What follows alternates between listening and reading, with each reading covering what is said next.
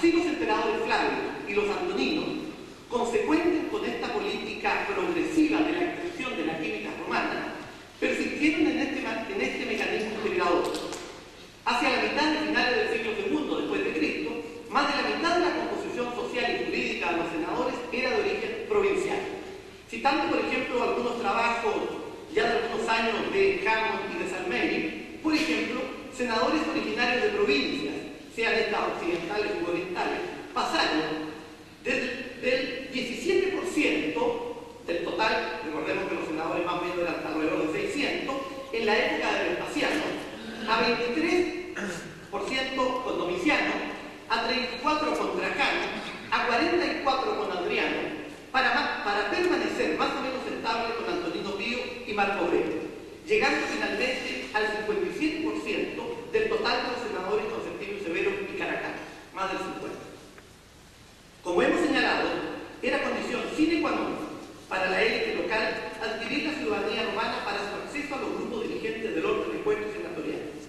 De esta forma, la integración de las poblaciones locales en la gestión del imperio fue paralela a la deducción de la ciudadanía romana. Su inserción se realizó primero en Occidente, en regiones donde junto a los indígenas habían sido implantados núcleos importantes de ciudadanos romanos, la narbonense, la bética. La época ya de los Flavios confirmó este movimiento preparando el advenimiento de emperadores provinciales, Trajano, Adriano y después Antonino Pío. El final del periodo Flavio y el siglo II vieron el ascenso de los helenos y de los notables africanos hasta entonces poco numerosos. Recapitulando, Roma, una vez superados los problemas de la conquista y la resistencia inicial, utilizó como mecanismo político comprometer a las élites locales en las ventajas que significaban valorar el ingreso al sistema romano. La habilidad del gobierno romano entonces es doble. Por una, la colaboración interesada de los notables locales de seguir manteniendo sus prerrogativas e influencias, y por otra, una adhesión convencida con la adquisición de la ciudadanía romana para así lograr la integración progresiva del grupo aristocrático dirigente. Ahora bien, el argumento de las ventajas del dominio romano sobre los pueblos conquistados, la incorporación de la élite provincial a las clases dirigentes romanas y, en fin, la problemática de la naturaleza del imperialismo romano y su consecuente proceso civilizador de la romanización era un asunto central en la historiografía antigua. De esta forma, la capacidad que tuvo Roma para mantener su dominación como para integrar a los pueblos vencidos, fue en los siglos I y II después de Cristo un tema político mayor, ilustrado por autores tan diferentes, tomando tres ejemplos, como Estrabón y el desarrollo de la vida cívica, Tácito, que vamos a ver algo, y Elio Arístides en su elogio a Roma y el imperio. Para todos estos escritores provenientes de medios provinciales, el desarrollo del tipo de vida urbana, creación y promoción de ciudades, beneficencia imperial en su favor, con construcciones y con privilegios que ayudan a la vida cívica, era una de las consecuencias directas de la dominación de Roma. Si tomamos el caso de Cayo Cornelio Tácito, este, por ejemplo, en su obra Agrícola, responde a su vez al discurso negativo de la dominación romana de Calgara. El rey, el comandante britano, en su invectiva, observa a Roma como un imperio donde está presente el robo, las masacres y donde no hay paz. La dominación de Roma encontró a menudo resistencia incluso después de que estuviera asentada. Muchas provincias conocieron revueltas. A menudo las exacciones de los representantes del Estado, el peso y el rigor de las contribuciones, lo arbitrario de los reclutamientos para el servicio militar y la voluntad de controlar estrechamente la manera de vivir de las poblaciones provocaban resistencia. Uno de los estudiosos de esta postura es la tesis de Marcel Benelux, en la perspectiva de estudiar las modalidades de resistencia a la romanización. Sostiene la presencia constante de una fuerte resistencia en dos esferas, militar y cultural, en este caso de los africanos a la romanización. Sin embargo, a su vez, muy clarificador es el párrafo que nos transmite el mismo Tácito, ahora a favor del proceso romanizador y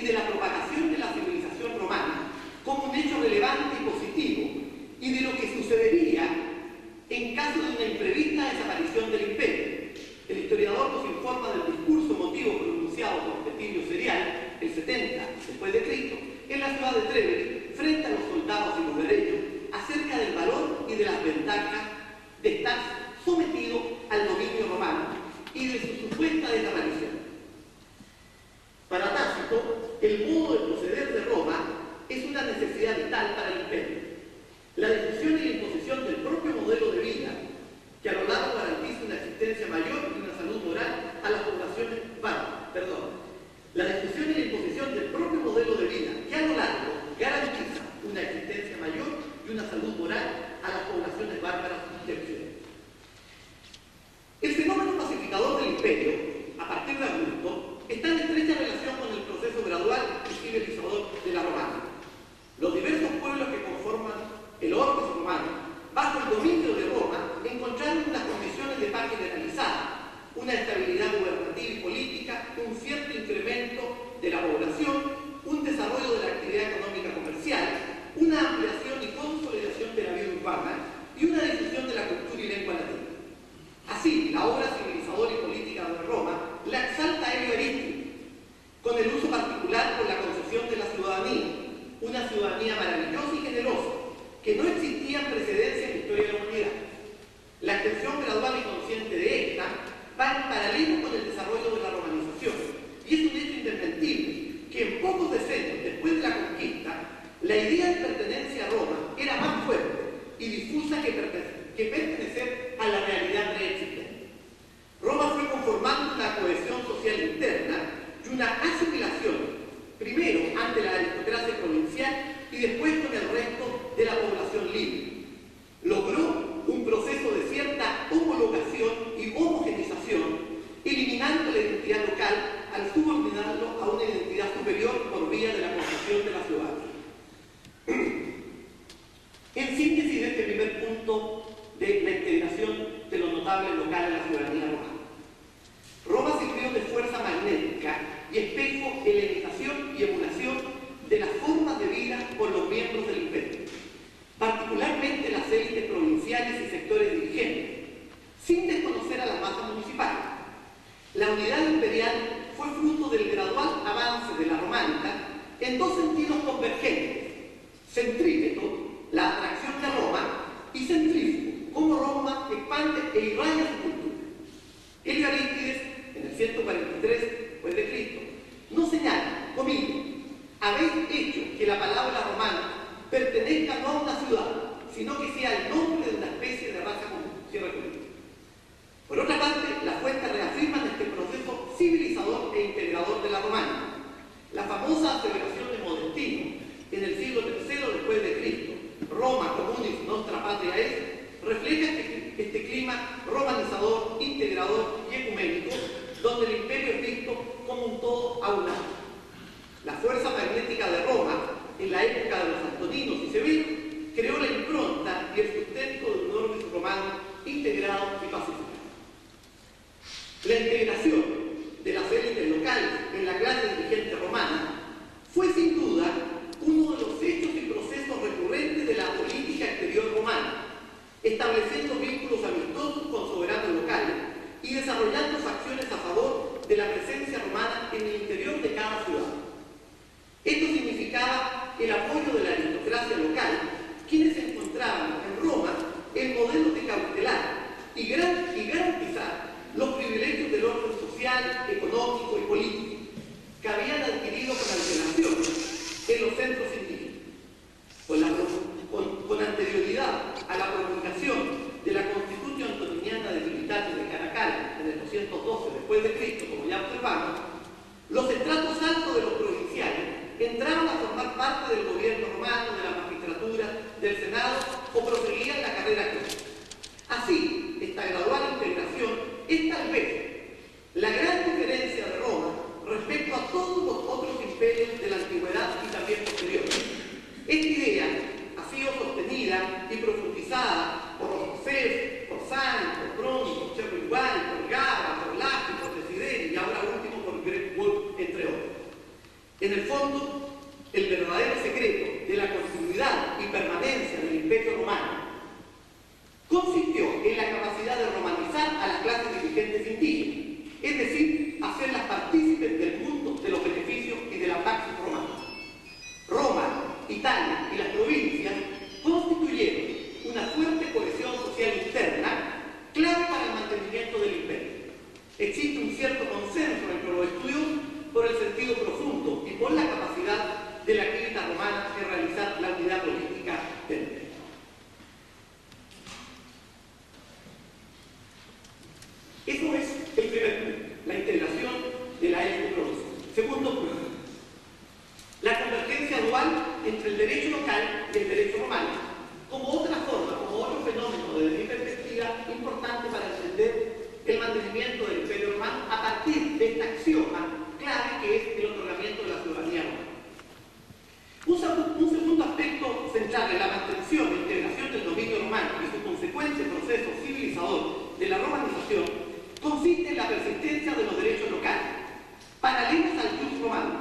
partir de la Constitución de Caracal, reflejando un fenómeno perfectamente legal con los dos derechos sintetizados en un pluralismo jurídico.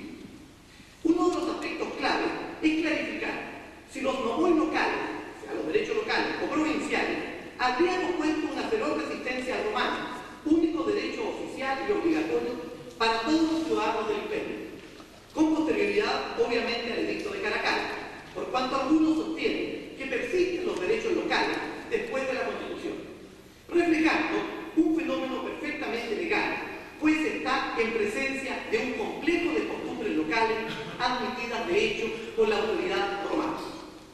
De esta forma, la aparente contradicción entre la fuerza obligatoria del derecho romano y el mantenimiento de los derechos locales se justificaría con la pertenencia a dos colectividades: la ciudad de Roma, es decir, el imperio o el orden romano, y la ciudad de origen o local.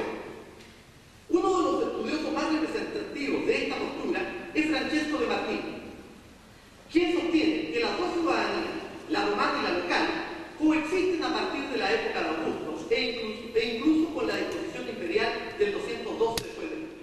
Ahora bien, como hemos sostenido, la promoción a la quinta era ya un fenómeno gradual, constante y permanente en el periodo de los antoninos.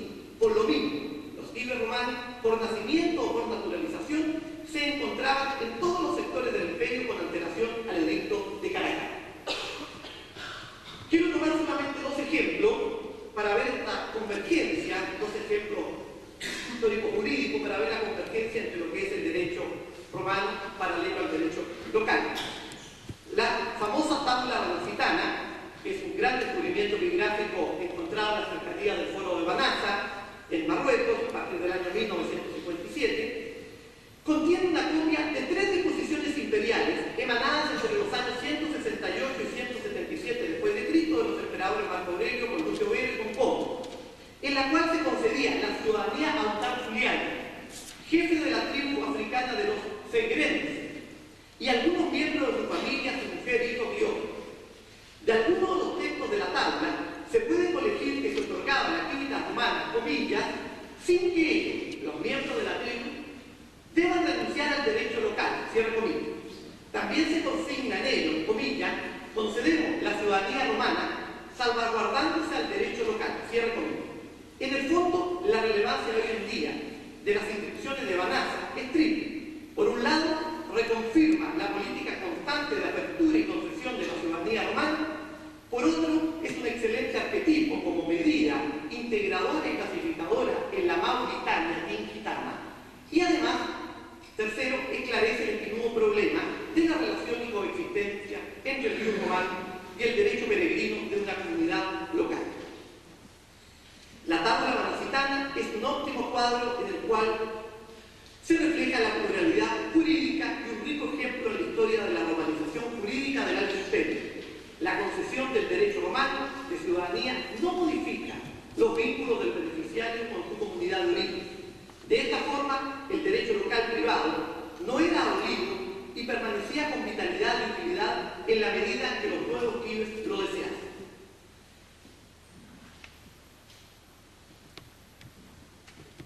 Otro expediente, otro ejemplo que podemos tomar es el que ha estudiado ya a partir de algunos años Reynolds, el caso de las inscripciones de Afrodisia. Estas inscripciones de Afrodisia, que es una ciudad santuario en la zona de Caria del Asia Menor, resalta justamente las libertades ciudadanas. Jurídicamente, Afrodisia poseía un estatus excepcional a partir de un senatus consultum del 39 o 35 a.C., la que sancionaba su categoría de ciudad libre. Esta fórmula se mantuvo en el periodo imperial, ratificado por Adriano, a pesar de la gradual extensión de la química romana y de una cierta integración y homogenización del imperio. ¿Qué dice en el fondo las inscripciones de Afrodisia tratando de sintetizarlas al máximo? Estas están datadas más o menos en torno a mediados del siglo III, 243 después de Cristo. Resalta una de su procónsul que manifiesta el temor por su presencia en la ciudad, ya que ésta puede contrastar con alguna, comillas, ley de vuestra ciudad o con la decisión del Senado o del príncipe, colocando significativamente en las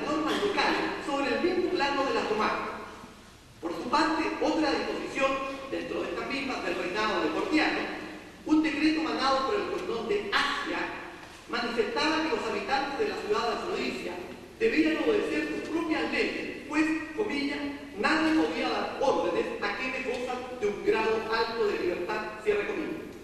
En el rescripto que Gordiano responde a Aurelio Epafras, el mismo príncipe rinde homenaje a la autonomía de Afrodisia. Comillas, dice, tu patria, cierre comillas, respecto a Roma, mi patria, y confirma que sus ciudadanos son libres de usar las propias leyes y los propios tribunales. Así, en calidad de ciudad libre, Afrodisia en sus inscripciones reafirma la tesis de la coexistencia de los derechos locales paralelo al romano. Es común y opinio que a la vigilia del edicto de Caracalla, la convivencia y aplicación de los dos derechos era una realidad normal dentro del imperio. De hecho, en un pasaje de un discurso de Dion de Prusa, quien escribe más de 100 años antes del edicto de Caracalla, en la época de Trajano, se desprende que todo ciudadano romano del imperio puede pedir que se le aplique el derecho romano, pero sigue vigente los derechos locales. El fenómeno de la progresiva afirmación del derecho no local respecto a aquellos locales es una realidad incuestionable en el periodo del Alto Imperio Romano. Paralelamente, las leyes y nomoi locales se mantienen y se asocian en forma gradual con el ius romano. Esto se realizó mayoritariamente en la parte occidental, donde el proceso civilizador de la romanización estaba logrado de manera plena y prácticamente todas las regiones conformaban un sector aunado con la quinta romana y con la lengua latina. Distinto es el caso en la parte oriente, más lento y superficial en aquellas zonas donde el derecho y la tradición helenística tuvo mayor presencia y por ello los derechos locales originales se mantuvieron por un periodo más prolongado. Inclusive en algunas zonas convivieron con el ius romano, sobre todo en Egipto, donde la ciudadanía fue indudablemente menos difundida que en otros lugares. En el fondo es una mezcla de leyes romanas helenizadas y de leyes helenísticas en aquellas provincias orientales donde se mantenía en rigor el derecho griego helénico. Ahora bien, la preeminencia normativa de Roma no significa, como señala Tulio Español Vigorita, uniformidad.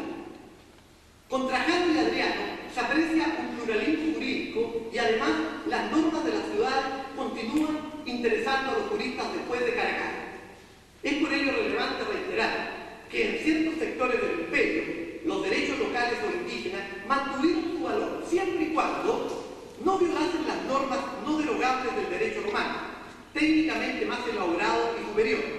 Todo ello, de igual forma, la fuerza expansiva, como la fuerza expansiva y conquistadora de la urbe, no significó una anulación radical de las tradiciones y de la cultura de los pueblos sometidos. Roma fue tolerante con aquellos pueblos que con mayor energía comenzaron a identificarse con la urbe, por lo que va surgiendo un proceso natural y gradual de emulatio o imitatio de los provinciales con Roma. En el occidente la cultura jurídica se desarrolló bajo la directa influencia romana. A su vez, la extensa concepción del ius lati en los siglos precedentes había permitido una naturalización y homogenización de la élite local más amplia y regular que en la parte oriente. Recordemos, por ejemplo, que en España, alrededor del 73-74, Vespasiano ya había otorgado el ius lati y prácticamente este derecho latino en aquella época, en cierta medida, estaba prácticamente semejante a ser lo que era ya el derecho romano. El edicto del emperador Caracalla, al sancionar la generalización de la ciudadanía romana a los peregrinos, produjo un proceso lineal y globalizador en los noviquines, que Mario Talamanca ha denominado, comillas, romanización jurídica. Proceso de integración y asimilación en el cual la unidad romana se intensifica y se cohesiona por una igualdad jurídica.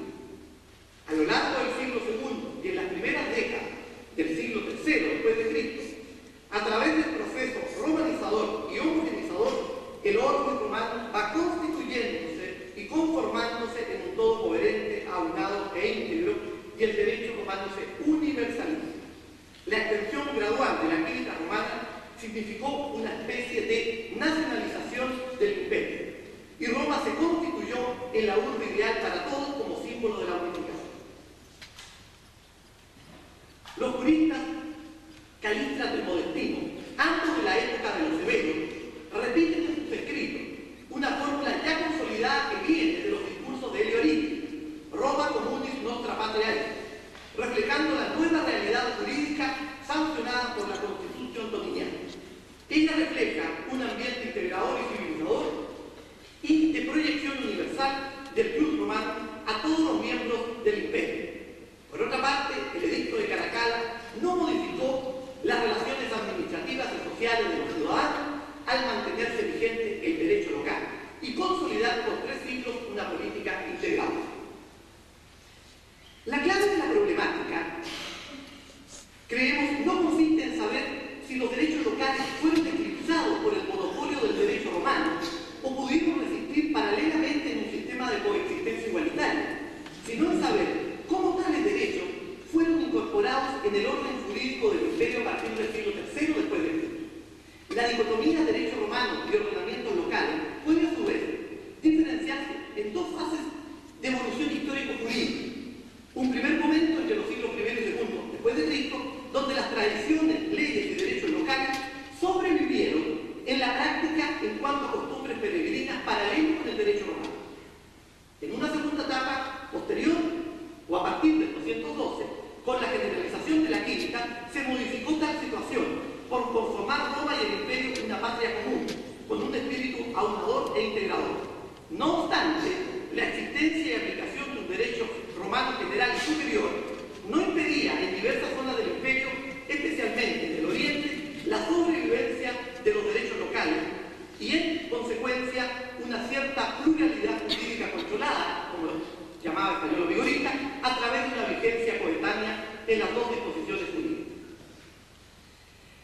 El orden romano se permitió el principio de la doble ciudadanía, romana y local. Ello implicó la posibilidad del ejercicio de actividades administrativas y civiles en la ciudad de origen y el goce de las prerrogativas y beneficios de la química romana. No hubo entonces un monismo jurídico que habría regido en el imperio a comienzos del siglo III, idea que solo es fruto de un entusiasmo panegírico. Hubo un cambio, una cierta autonomía jurídica que garantizó continuidad con las tradiciones indígenas y peregrinas. Contra la opinión difundida, la varietas juris se conservó por algunos siglos en todo el imperio romano, tanto en el oriente como en el occidente. No obstante, la polémica y las diversas interpretaciones entre el jus romano y los nomoi locales, que persiste en la actualidad, continuará sin duda por largo tiempo entre historiadores y juristas, pero lo que realmente importa es resaltar la sobrevivencia de los derechos locales y su amalgamación con el romano, que fue la forma como se desenvolvió el proceso de provincialización, vulgarización y germanización de este último.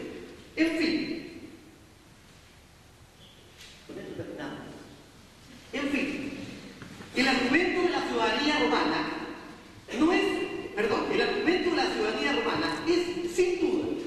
es sin duda uno de los ejes transversales y exitosos de toda la historia romana.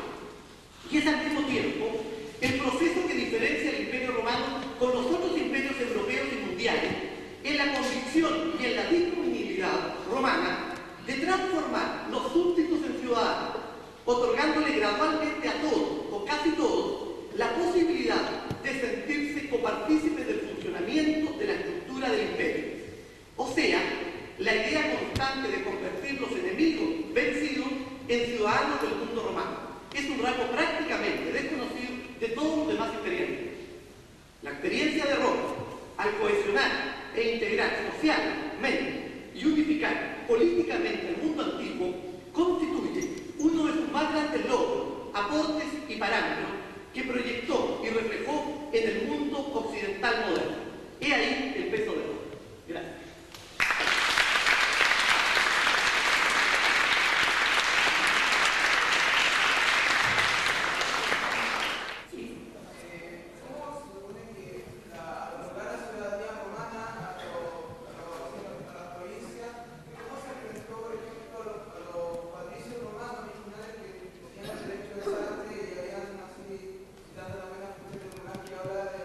Derecho de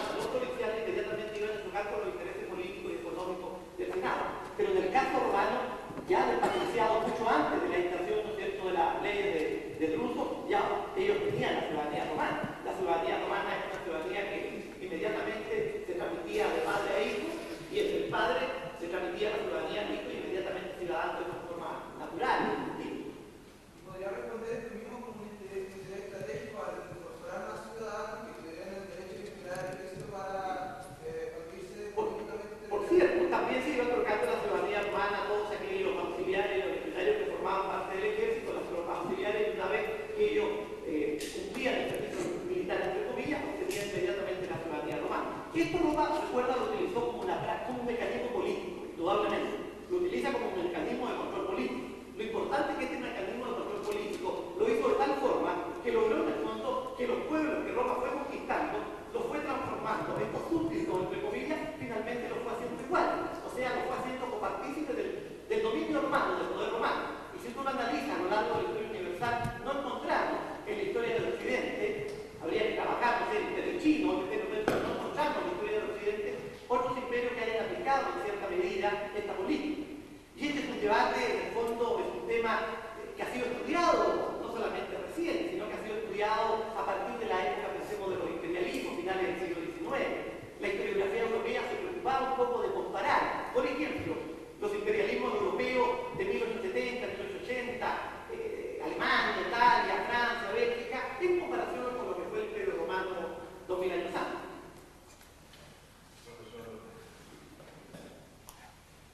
Con la mayor parte de las localidades, el derecho local es escrito, sino que es el medio de existencia social. Si los mismos especialistas utilizando que los utilizadores del derecho humano hay una convergencia entre grupos, élites, o es el derecho humano un estímulo por escribir el derecho humano?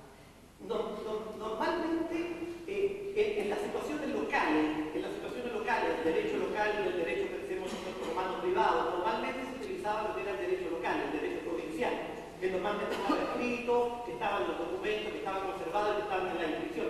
Pero técnicamente, cuando el derecho local no lograba, en cierta medida, resolver los problemas internos, se recurría al derecho romano, porque técnicamente era un derecho superior, un derecho científico que estaba ya en cierta medida consolidado. Y eso es lo importante, cómo se va viendo en cierta medida esta idea de la convergencia, o las dos tesis superpuestas.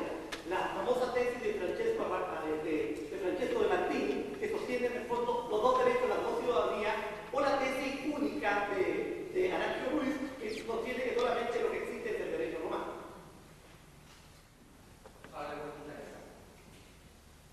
Primo punto, la cuestión que fa tratar con la persona, la prima più importante, è la questione dell'integrazione, perché è un tema di attualità. Oggi in Europa, in Francia, in Spagna, in Italia, il problema dell'integrazione si pone. La differenza è che Roma è riuscita a fare l'integrazione. Vabbè, quando un agente della Gallia o dalla Spagna al primo o al secondo secolo d.C. vedevano sulle arti di trionfo i barbari che non pensano che era loro, era il loro padre, pensano che questa gente erano la gente che era fuori. I barbari sono gli altri. Per un gallo, per un spagnolo, il barbaro è la gente che oltre della dominazione. Questa è una presa di integrazione. Secondo un punto, la integrazione fu prima la questione della semplice. Roma è riuscita all'integrazione perché è riuscita all'integrazione della semplice. Allora, la questione è di sapere quale fu la profondità dell'integrazione. Oggi ci sono debatti sui problemi dell'integrazione e assimilazione, dell'integrazione e acculturazione. Ma che vuole dire l'acculturazione? Che parlava una persona che viveva nel fondo delle Pirenei, in Spagna o in Gallia, parlava bene il latino, non si sa. E quale vuole dire l'acculturazione? Siamo tutti acculturati, siamo tutti acculturati. Perché quando lei beve un bicchiere di Coca-Cola, voi siete acculturato. Allora è difficile di fare la misura dell'acculturazione. Ma tutte le elite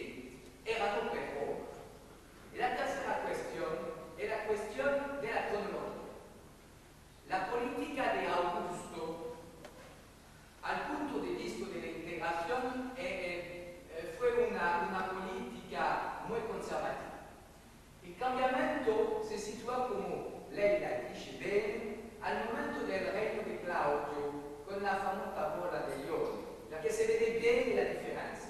La differenza si fa tra il regno di Claudio e il regno di Vespasiano, perché a questo momento, con un sistema giuridico muy ierarchizzato, c'è il problema è tutto il problema del diritto latino, che è un posto intermediario fino alla cittadinanza. E la cosa importante è che questa evoluzione e questa assimilazione, questa integrazione fu muy lenta, ma è praticamente terminata alla fine del secondo secolo d.C. E la Costituzione toniniana non è solamente un regolamento finanziario, perché Caracalla ha dato la cittadinanza a tutta la gente dell'impero per una sola ragione, che è una ragione finanziaria, per far pagare l'imposto a tutta la popolazione dell'impero. Ma l'integrazione era già fatta prima. È più importante il discorso di Agricola alla Britannia per capire l'integrazione che la Costituzione domina. Bueno, no sé si a tratar de hacer una síntesis lo que dijo el profesor Michel Roday, y le agradezco sinceramente los comentarios.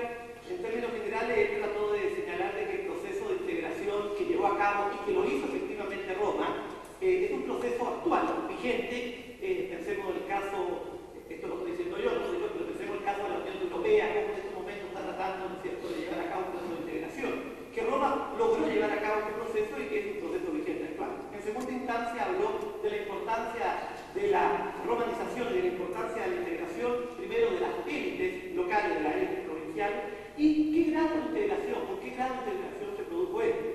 Habló del fenómeno del problema de la terminología, hablar de integración, de asimilación, de aculturación. ¿Qué entendemos realmente por aculturación? ¿Qué significa? Es difícil poder efectivamente medirlo, pero que en el fondo Roma lleva a cabo todo esto. Y el tercer aspecto, desde el punto de vista cronológico, en que considera el profesor Rodá que efectivamente es Claudio el que provoca este cambio radical en la integración de la élite provincial y que a partir, básicamente a partir del siglo II, después de Cristo, o sea, casi 70, 80 años de la Constitución de Caracalla, ya el mundo estaba completamente, el mundo romano estaba completamente integrado, estaba completamente, ¿no es cierto?, asimilado, romanizado, y que en el fondo la Constitución de Caracalla en realidad lo único que hizo fue sancionar algo que ya estaba de hecho, y por eso, de hecho, la misma Constitución de Caracalla no significó prácticamente ningún acto, ningún hecho revolucionario. Fue por un intento simplemente, como lo presenta Casio Dion, de subir el impuesto, porque necesitaba dinero en esa medida para mantener el ejército, del 5% al 10%. Y por último, habló de la importancia del derecho latino, como el derecho latino era prácticamente como una fase intermedia entre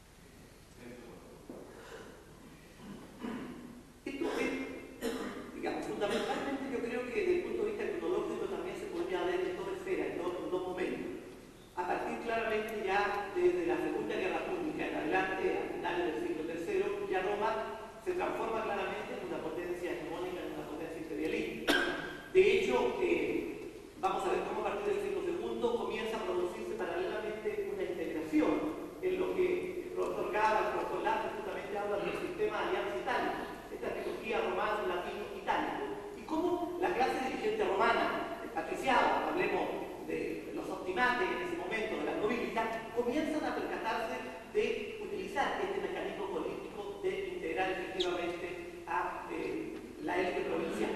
Y después, obviamente, en forma clara, creo que se da en cierta medida también con la romanización y provincialización que comienza a llevar a cabo Julio César con la conquista de Aragales, como nos presentaba ayer en Cecilia, y después el momento clave es a partir claramente, ¿no es cierto?, de Claudio. Y ya en la época de los Antoninos, nosotros vemos que hay prácticamente más del 50%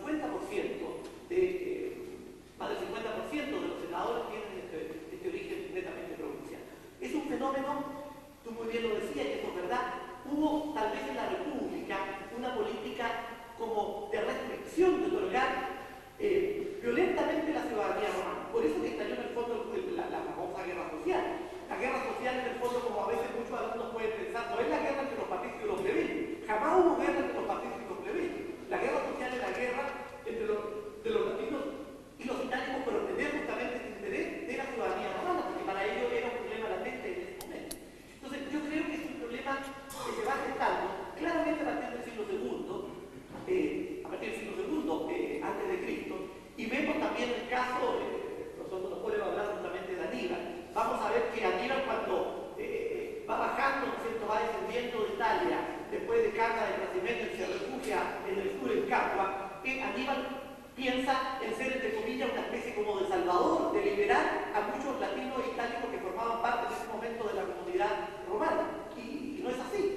Esta comunidad estaba ya en cierta medida integrada, la comunidad latina y la comunidad itálica integrada a este mundo orden romano. Es un proceso, por eso creo yo, como transversal y más largo de lo pero que se inicia claramente a partir de este círculo, a partir de más o menos mediados del siglo II antes de Cristo, y que se prolonga hasta mediados del siglo II después de Cristo. Pero en el caso de los emperadores, los personajes que han juzgado, bueno, digamos, identificación, ¿hay alguna política directa de promover una reflexión a este respecto? ¿Hay alguien dentro del imperio que esto lo vaya elaborando como una política? No que no es un ministerio, nada de eso.